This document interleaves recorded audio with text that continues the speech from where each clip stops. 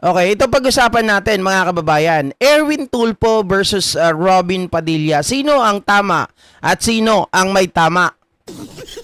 Ito magandang pag-usapan to mga kababayan. Puntos by puntos natin mamaya titingnan at puntos by puntos natin ito bibigyan ng reaction at opinion.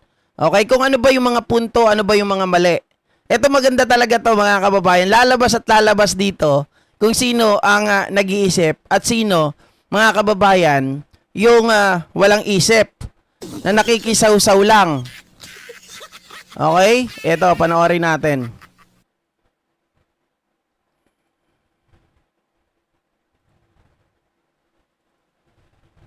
Pinunong mayorya.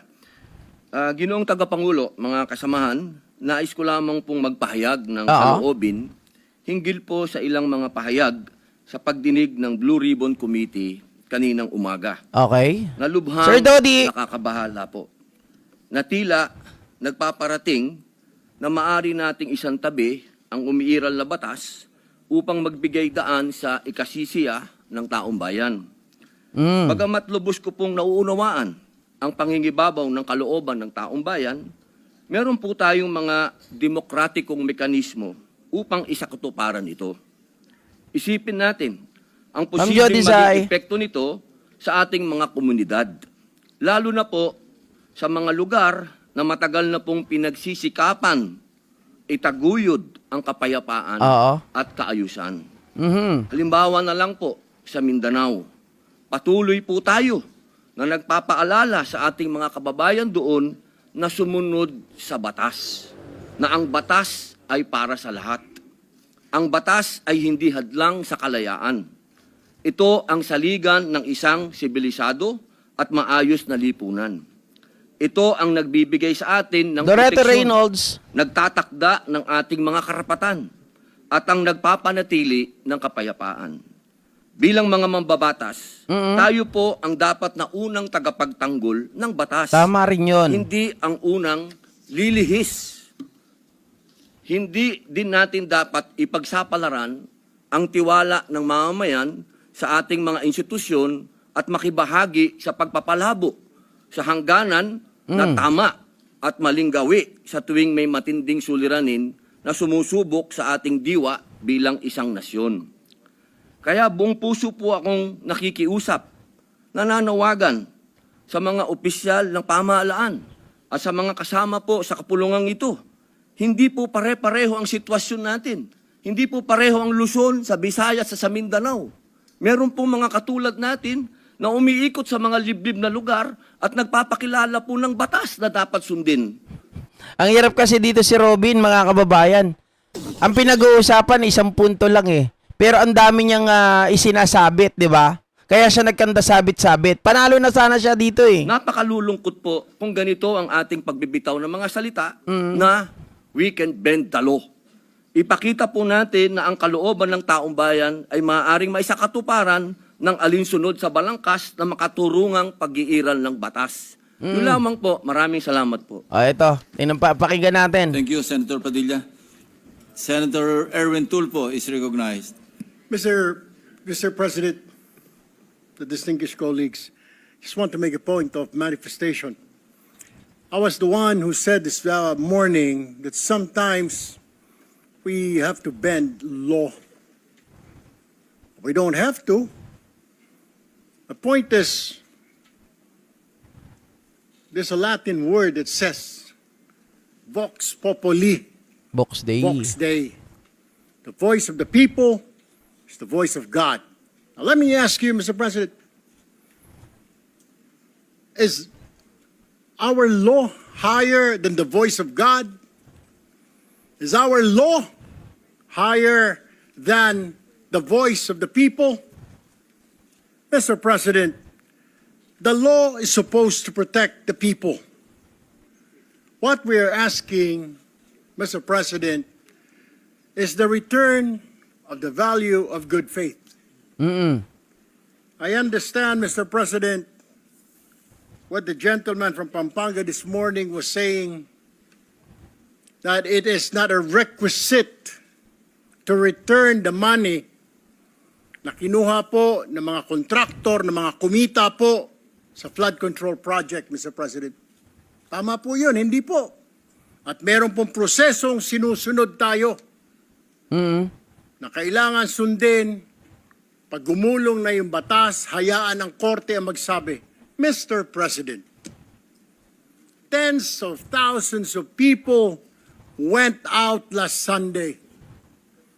Narinig ko po, hindi ko po alam kung yung mga kasama natin narinig. Narinig ko po yung sigaw ng taong bayan. Ibalik ang pera namin. Malinaw po. And I was asked by a reporter, by an interview, your comment. I said the message is loud and clear, Mr. President. Ayusin natin sa gobyerno ang ating mga trabaho. Iwasan po mahulog sa korupsyon. The people are demanding that these people, contractors, DPWH officials, including politicians who made wealth, kumita po sa flood control, na kung maaari isoli nila ang kanilang ninakaw sa bayan. Okay. So, putulin muna natin. Ito yung sinasabi nitong si Erwin Tulfo, mga kababayan, ay base din doon sa in-state natin kanina na sinasabi ng mga legal luminaries under Section 5, mga kababayan, 5E. 'Di ba? Section 5E na kung saan po ay ang DOJ ay may karapatan na magsabi, mga kababayan, to impose their condition to, para i-comply ng mga tao na nag-a-apply doon sa Witness Protection Program. Mabuti na lang sana kung ipapas. Iba kasing usapin, mga kababayan, mga ka-GPnatics, ipapasok natin ang isang tao. Halimbawa, gusto mo lang yung tao, gusto lang nilang mag-apply, pero hindi naman ito usapin ng pagnanakaw. Halimbawa, so ganon, dahil hindi usapin ng pagnanakaw, wala naman ninakaw yung nag-a-apply, hindi natin kailangan na may isole. Diba? Hindi ka hihingian ng DOJ ng set conditions para ikaw ay ipasok sa Witness Protection Program na isoli mo yung mga ninakaw dahil wala ka naman ninakaw. Diba? Pero iba tong usapin na to sa mga diskaya. Dahil meron dito na nakamkam, merong corruption, talagang ano yan mga kababayan, open secret yan na may corruption talaga na pangyayari dito. Kaya yun ang sinasabi ni Erwin Tulfo. Vox Populi, Vox Dei, or Dei, mga kababayan, voice of the people is the voice of God. Mga kababayan, tama rin yung sinabi niya And I think that is the na mas mataas po, mga kababayan. 'Di ba? Mas mataas ang tao kaysa sa batas. Boses ng tao mas mataas sa batas. Boses ng Panginoong Diyos ay mas mataas yan sa batas natin. Mga kababayan, pero dito sa atin, dahil nga nag-set tayo dito ng batas, ng law na dapat sundin, susundin natin yon. Kaya nga pasok pa rin Siguro ang mali dito, kaya yung paggamit niya na i-bend ang law. Dahil hindi naman natin binibend ang law 'Di ba? Nandoon yun sa requirement, mga kababayan, na pwedeng iset ng DOJ para sa mga tao na nag-a-apply ng Witness Protection Program. Kung ako dito kay Erwin Tulfo, para hindi siya nasoplak dito, mga kababayan, inalis niya sana or nagsorry siya doon sa sinabi niya that we can bend the law. Diba, hindi mo kasi pwedeng ipagsama yung Vox Populi, Vox Dei na sinasabi niya, voice of the people is the voice of God. Diba? Hindi mo pwedeng isama yon dito sa pagbend ng law. Kaya dapat inumit niya na yung statement na sometimes we can bend the law. We can bend the law. Diba? Kasi ako, mga kababayan, naniniwala ako, pag rules yan, sometimes we can bend the rules. Pag ito ay sa mga kumpanya-kumpanya lang, sometimes we can bend that rules. Pero pag law, hindi natin pwede na i-bend yun. Kasi tayo po ay mapupulaan. Mga kababayan, hindi natin pwedeng pagsamahin yun. right thing to do. Ang problema kasi, Mr. President, kung susundin natin ang batas, alam naman po natin ang pagdinig sa ating bayan ay buwan at taon ang inaabot. Baka pagdating po sa dulo, wala na pong makuha ang gobyerno sa mga taong ito. My only point, Mr. President, is the people were asking, the people are demanding. Isole yung pera na ninakaw sa kanila. Meron po tayong batas. True enough, Mr. President, I don't disagree. There is a process. May proseso, tama din po. Paano naman po yung sigaw ng taong bayan? How can we pacify the clamor, the anger of the population, Mr. President? I have no answer. My only answer, Mr. President, is isoli po ninyo ang inyong ninakaw. No ifs and buts. Ang sinasabi lang po ng DOJ, kakausapin po nila ang mga taong ito kung pwede isoli. Wala naman pong sinabi ang DOJ. Ito ang batas, bawal pong kailangan ninyong isoli yan. The DOJ, the Secretary himself said, they will ask, but they will not force them. Depende, mas mabuti raw kung kusang loob nilang isurrender yung pera, Mr. President. Wala naman pong nagbabawal sa batas na magbalik ng ninakaw. There's no such thing. And alam ko pong meron tayong process, we have procedures. But my only point is, Mr. President, whether I'm right or wrong, I stand to the wishes of the public, of the Filipino people, ibalik ang perang ninakaw sa kanila. Ito sabi ni teka lang basahin natin to kasi magandang point to eh. Sabi ni Shin Divine, hindi Sir GP, ang sabi ni Tulpo, if we need to bend the law for the people, yun ang sabi niya. Mali nga po yung paggamit niya nung if we bend the law for the people. Kasi mga kababayan, hindi naman natin kailangan i-bend yung law. Kasi mayroong batas na nagsasaad na nagbibigay po ng power sa DOJ. Lalong-lalo na sa DOJ Secretary, mga kababayan, to set certain condition. 'Di ba?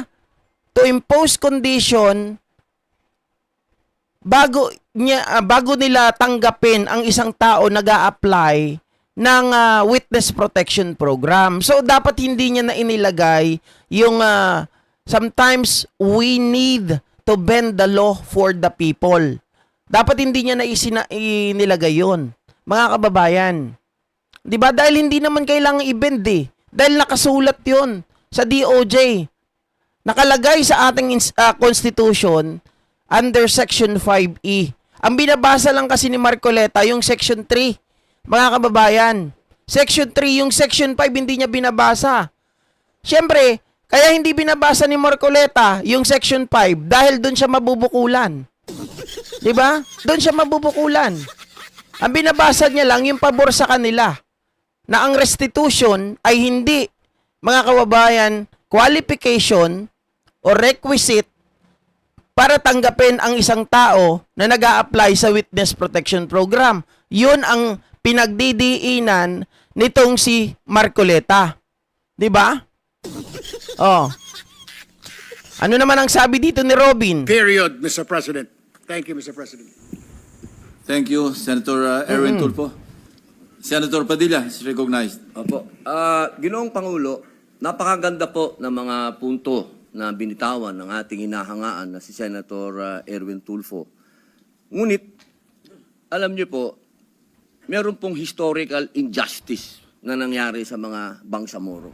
Kung ang usapin po natin ay sisingilin natin ang inang bayan sa mga utang nito sa Bangsamoro at hindi natin padadaanin sa Eto batas. lumayo na si Robin Padilla dito, may masabi lang. Para saan po yung BARM law? Mapupunta na lang po kami sa gulo. Mapupunta na lang po ito sa paniningil na hindi. Kailangan magbayad. Kailangan ngayon na. Kailangan po dumaan tayo sa proseso. Ang atin pong saligang batas ay malinaw na nagsasabi na may due process. Kung argumento po natin, makikinig tayo sa sinasabing ngayon na. Teka muna po. Marami pong maliligaw. Katulad po ng mga kasama nating artista, halimbawa, sinasabi nila, kung ganyan, wag na tayo magbayad ng tax. Paano po ang gagawin natin? Papayagan po ba natin na mga artista ngayon na wag na magbayad ng tax dahil yun ang boses nila? Yun ang voice of God, yun ang voice of the people. Ang gusto ng mga tao, lahat ng tao ngayon ayaw na magbayad ng tax. Dahil sa nangyayaring ito. Ang gusto ko lamang pong linawin, Ginoong Pangulo.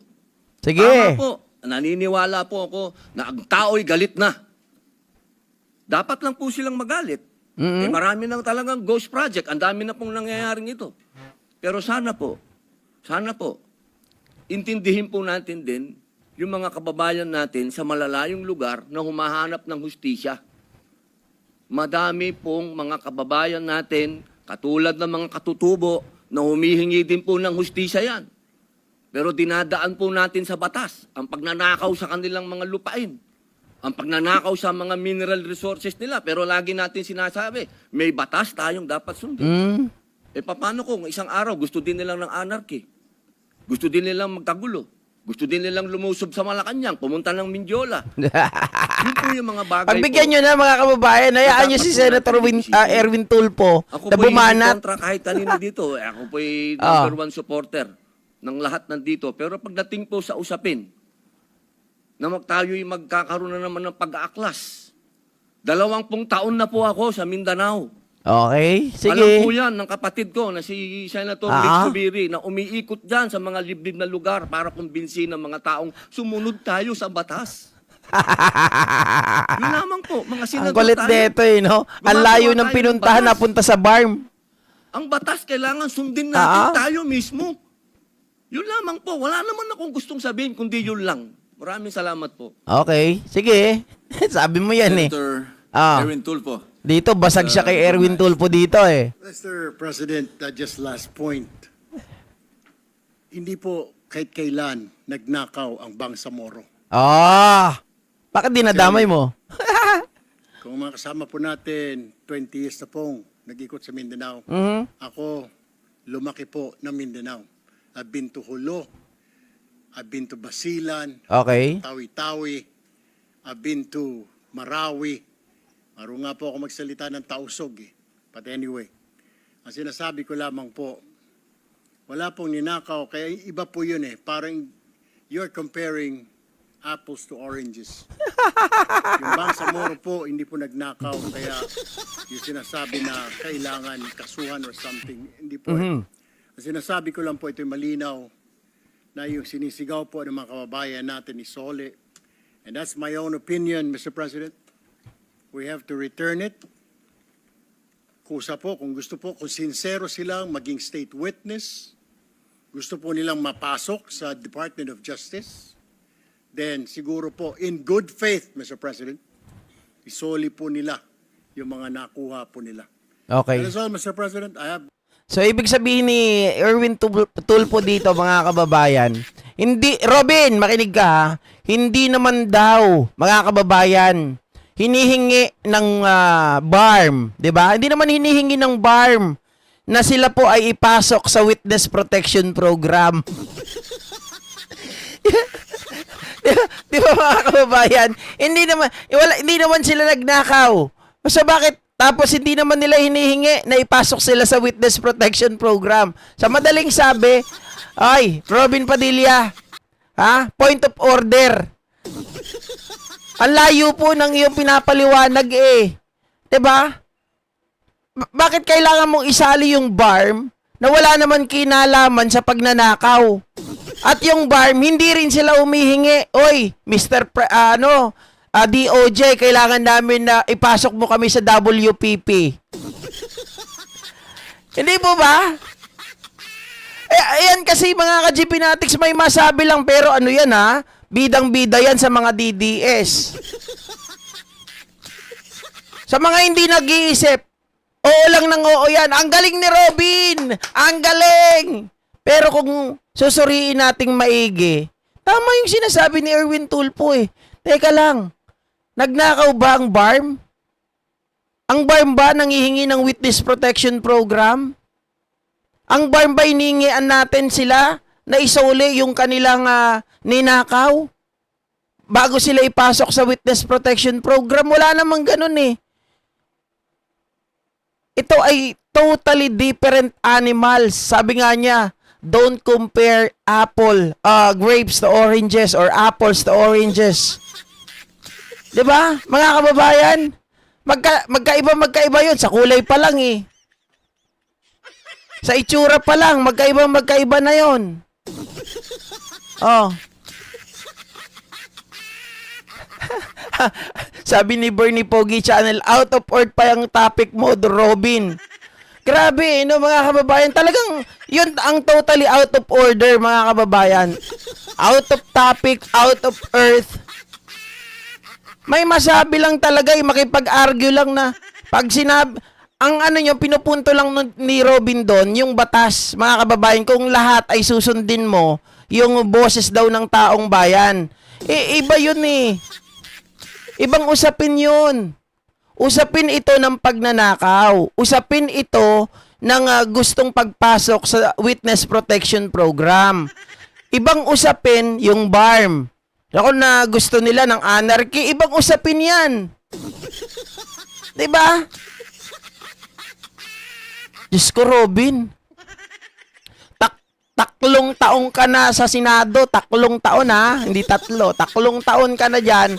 Wala ka pa rin nagagawa. Ni simpleng parliamentary procedure ata, hindi mo pa sa ulo. Ha? Nung nang manlilin lang talaga si Marcolets. Defend Angry Birds, Meral Coleta Pamor daw. Wala raw batas na nag-uutos na ibalik ang perang ninakaw, pero mayroong batas na ginawa ang ating mahal na Panginoon sa 10 utos, bawal magnakaw. Oh. Bobo yan si Robin, nasa ibang planeta yung sinasabi niya, lutang ang ogag. Walang ospital ng bobo. Siguro nga, gutom na siya, mga kababayan. Hindi kasi naman, highlight kasi siya kahapon. Kaya gumagante. Gusto niyang gusto niyang mangagaw din ng spotlight parang si Marcoleta. Kasi kahapon, sabi niya gano'n, magsasalita siya dun sa hearing. Ang sinabi niya lang, wala naman po ako sasabihin, Mr. Secretary. Basta pangalagaan niyo lang si Henry Alcantara. Ma'am Takumi, shoutout. Yun lang ang sinabi niya, di ba? Para nagagalit. Para makabawi, guys, kailangan siyang sumingit dito sa plenaryo. 'Di ba? Nako, Robin, bagsak ka diyan. Sigurado. Okay, ito naman ang pag-usapan natin.